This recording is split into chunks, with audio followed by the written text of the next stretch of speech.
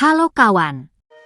Selamat datang di bab ketiga, saga jikalau aku bereinkarnasi menjadi telur naga. Kalau kalian sudah tonton 2 video sebelumnya, kalian pasti paham dunia Irusya adalah jebakan mematikan. Kita sudah bahas bagaimana suara Tuhan memanipulasi Irusya dan bagaimana tubuhnya menjadi mimpi buruk visual. Tapi hari ini, kita bakal bahas topik yang bikin kita mempertanyakan segalanya. Kita akan bicara tentang masyarakat, manusia, dan segelintir teman yang dimiliki naga kita. Coba pikirkan, apa sebenarnya yang membuat kita manusia? Apakah sepasang kaki dan wajah rupawan, atau tindakan kita terhadap sesama? Di video ini, kita membedah kontras paling tajam dari novel ringannya. Di satu sisi ada Irusya, sosok yang dilabeli dunia sebagai bencana alam, padahal di dalam dadanya bersemayam hati paling mulia.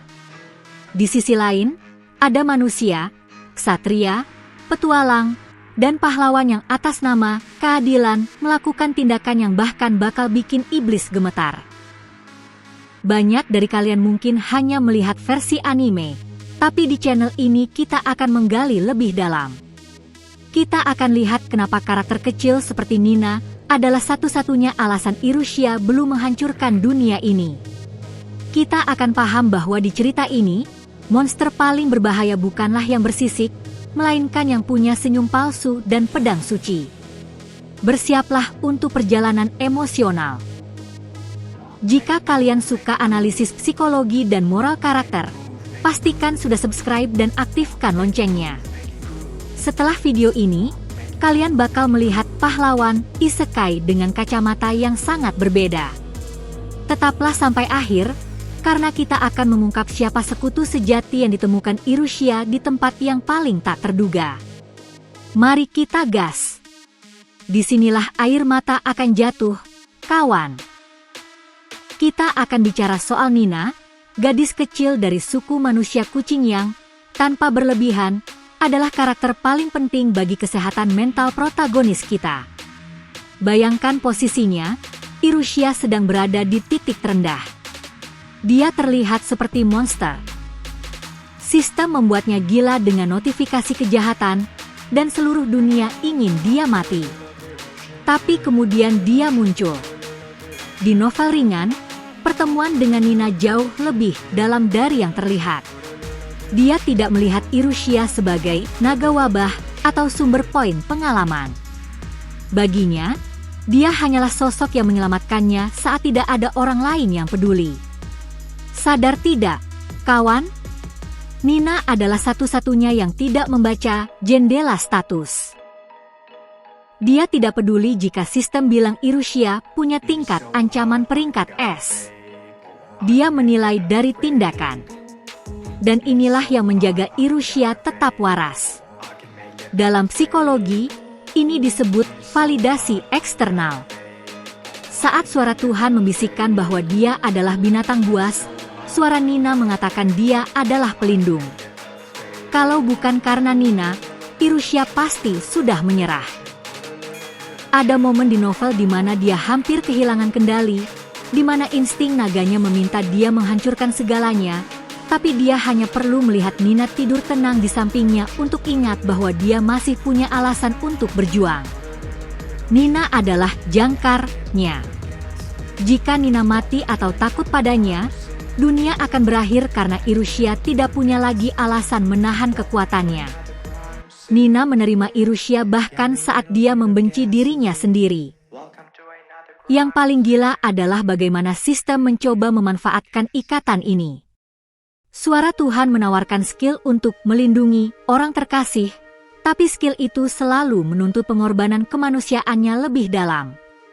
Ini adalah pemerasan emosional yang konstan.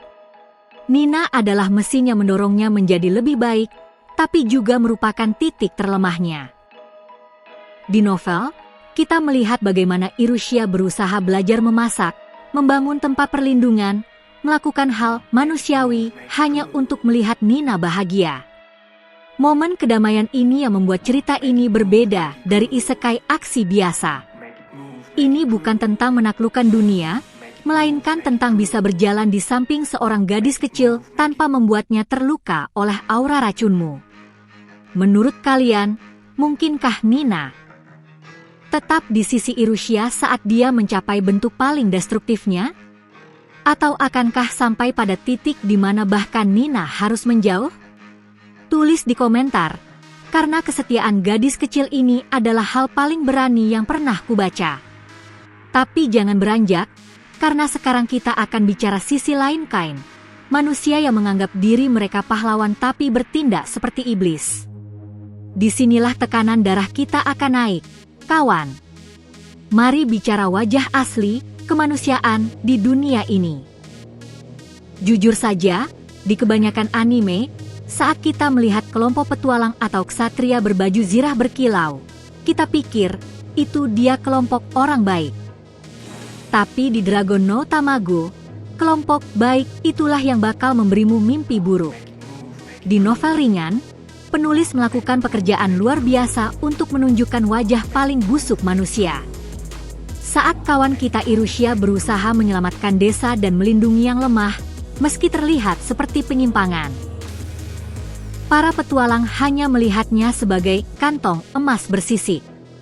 Bagi mereka, dia bukan makhluk hidup dengan perasaan. Dia adalah jarahan, dia adalah pengalaman, dia adalah bahan untuk membuat pedang baru. Nyeri sekali, kawan. Ada adegan yang bikin emosi. Kita melihat pahlawan yang membantai sarang bayi monster hanya demi poin, atau menggunakan penduduk desa sebagai umpan untuk menarik makhluk lebih besar. Dan parahnya, mereka melakukan itu dengan senyuman, berdalih itu demi kebaikan kemanusiaan. Itu hipokrisi tingkat legendaris. Disinilah muncul pertanyaan sejuta umat, siapa monster sebenarnya? Apakah naga yang menangis saat tidak bisa menyelamatkan seseorang, atau ksatria yang membunuh demi kesenangan dan keserakahan? Jika kalian suka mempertanyakan moral para pahlawan, kalian wajib cek videoku tentang protagonis yang menjadi penjahat. Di sana kita bandingkan bagaimana dunia bisa merusak siapa saja. Yang paling ngeri adalah bagaimana sistem, ya, suara Tuhan yang kita bahas di video pertama seri ini, justru menghadiahi perilaku tersebut. Sistem memberi gelar pemburu naga atau paladin suci kepada tipe orang yang benar-benar sosiopat. Ini mengonfirmasi bahwa aturan dunia ini tidak dibuat agar kebaikan menang, melainkan agar yang paling kejamlah yang berkuasa. Irusha menghadapi dilema moral yang konstan. Jika dia membela diri dan membunuh para pahlawan ini, evil points-nya naik dan dia jadi makin monster. Jika tidak membela diri, dia mati. Ini jebakan sempurna yang dirancang manusia dan sistem.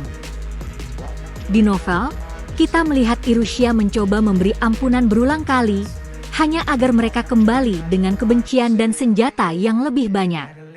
Kebutaan manusia dalam cerita ini benar-benar membuat frustrasi. Mereka lebih memilih mati saat mencoba membunuh monster daripada menerima bahwa monster itu jauh lebih mulia daripada mereka sendiri.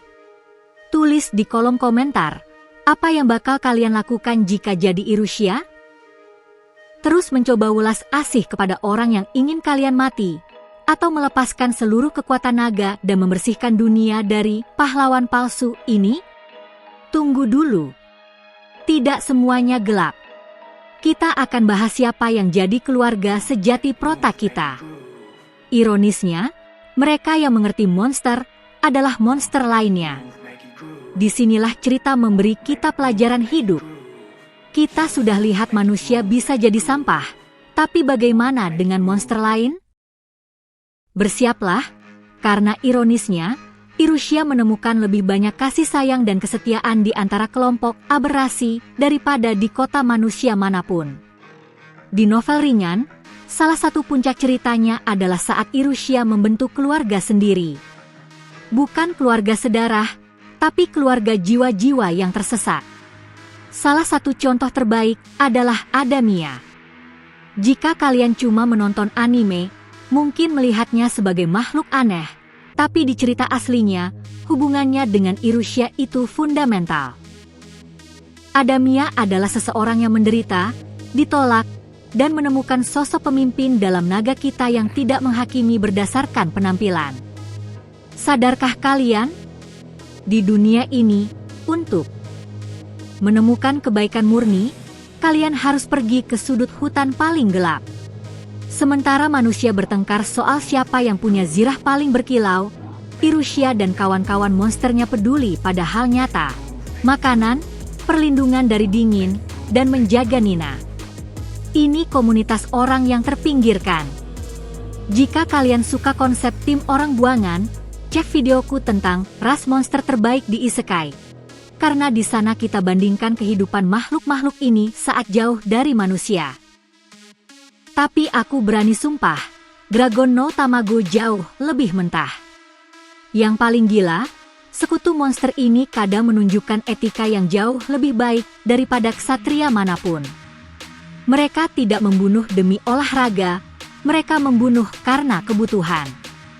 Saat Irusha membimbing mereka, dia mengajarkan sesuatu yang dibenci sistem, kerja sama. Sistem ingin monster saling bunuh agar ada konflik dan energi, tapi Irusha melanggar aturan dengan menciptakan desa di mana berbagai spesies hidup damai. Ini menunjukkan Irusha bukan sekadar prota kuat, dia pemimpin yang menciptakan budaya tanding. Dia berkata, tidak masalah jika aku terlihat sebagai naga wabah atau kawan-kawanku makhluk aneh. Kami jauh lebih manusia daripada mereka yang hidup di balik tembok. Mereka rela mati untuknya bukan karena paksaan sistem, tapi karena rasa syukur tulus. Mereka jujur, tidak punya topeng sosial, tidak munafik. Kalau sayang, mereka melindungi. Kalau benci, mereka bilang langsung. Menurut kalian, mungkinkah manusia dan monster hidup damai suatu hari nanti?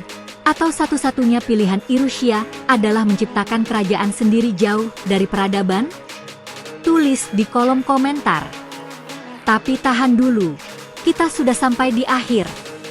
Di bagian terakhir, kita akan menutup seri 3 video ini dengan kesimpulan yang bakal merombak pikiran kalian soal arti menjadi pahlawan di dunia yang dirancang agar kalian jadi penjahat. Perjalanan yang intens sekali lewat 3 video ini. Kita sudah melihat semuanya, mulai dari bagaimana suara Tuhan yang jahat memanipulasi takdir Irusha, sampai bagaimana tubuhnya berubah menjadi mimpi buruk yang menjauhkannya dari orang lain.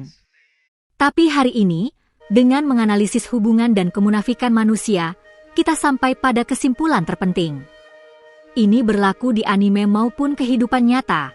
Menjadi manusia tidak ada hubungannya dengan bentuk tubuhmu atau apa yang dikatakan sistem tentang dirimu.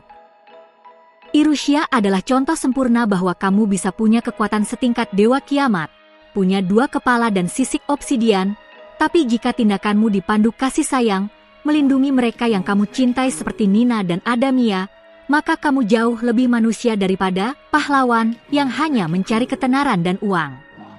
Apa yang membuat novel ringan ini mahakarya, dan alasan aku terus menekankan agar kalian mencoba materi aslinya, adalah cerita ini menunjukkan bahwa pertempuran sejati Irusha bukan melawan monster hutan. Perang sejatinya adalah melawan takdir yang dipaksakan kepadanya. Dia menolak menjadi penjahat yang diinginkan sistem, dan menolak menjadi monster yang dilihat manusia. Dia memilih menjadi Irusha, sang pelindung. Dengan video ini, kita menutup seri analisis mendalam Dragon no Tamago. Semoga video ini membantu kalian mengerti bahwa di balik judul yang terlihat seperti isekai biasa lainnya, ada cerita tentang pemberontakan, kesepian, dan kesetiaan yang mendobrak semua batasan. Jika kalian suka trilogi ini, tolong hantam tombol like-nya. Butuh waktu berminggu-minggu untuk meneliti setiap detail novel ringan demi menyajikan konten berkualitas ini. Jika kalian baru dan menonton ketiganya sekaligus, selamat datang di keluarga. Subscribe dan aktifkan loncengnya karena di channel ini kita tidak cuma main di permukaan, kita gali sampai ke dasar cerita favorit kita. Sebelum pergi, ada tugas, buka playlist analisis karakter isekai. Di sana kalian bisa bandingkan Irusha dengan tokoh besar lain seperti Rimuru atau Kumoko. Dan kalian akan lihat setiap orang punya jalan berbeda menuju kekuatan. Tulis di kolom komentar, setelah menonton ketiga video ini, apakah cara pandang kalian terhadap Irusha berubah? Apakah menurut kalian dunia akan menerima dia sebagai pahlawan yang sebenarnya? Aku akan membaca semuanya dan memberi hati seperti biasa. Terima kasih atas dukungannya. Terima kasih sudah jadi bagian dari channel ini dan membuat komunitas ini tumbuh setiap hari. Ingat, tidak peduli seberapa besar monster di luar, yang penting adalah hati yang berdetak di dalam. Jaga diri kalian, terus hancurkan sistem, dan sampai jumpa di evolusi berikutnya. Mari berangkat!